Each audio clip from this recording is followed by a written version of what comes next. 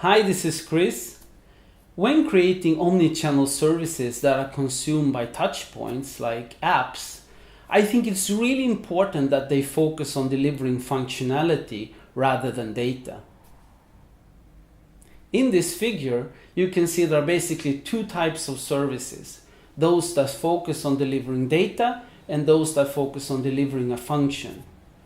The data-oriented services can be queried like a database, and that's really powerful on the server side where you have unlimited bandwidth and processing power.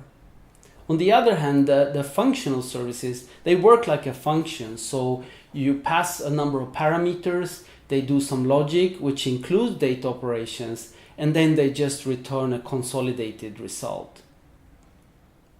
There are two ways to implement these services. Either you use a lightweight data format like JSON, or you use something more heavyweight like XML.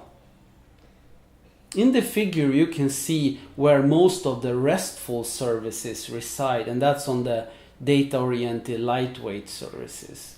And you also see that the traditional web services based on SOAP are on the functional side, but more heavyweight.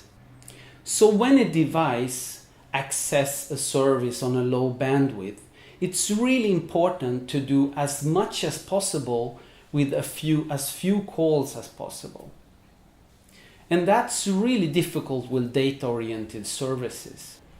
Also, some of the services doesn't even map to a relational data model. So let me take an example. If you want, for example, query on prices for flights, which I worked with recently, what you want to do is you want to send all the parameters in one go, like where are you flying from, where you're flying to, what date are you flying out, when are you flying back, is it a one-way or round trip, how many passengers is there, what's the currency, etc. And then you just want a single return of the prices with just the information that you want to show in the user interface. This example also shows that there is a need to implement logic on the data, so that could be validations or calculations. And if you only have data-oriented services, there is basically no other place to put the logic than on the client side in the app. And that really becomes a problem when you have multiple clients using the same service, which is normally the case for omnichannel services.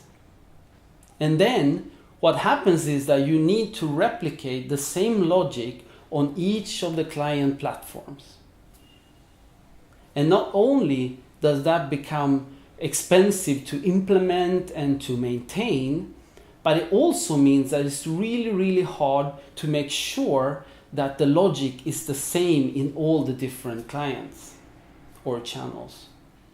So the conclusion is, put as much logic as possible on the server side and create lightweight, functional, omnichannel front-end services.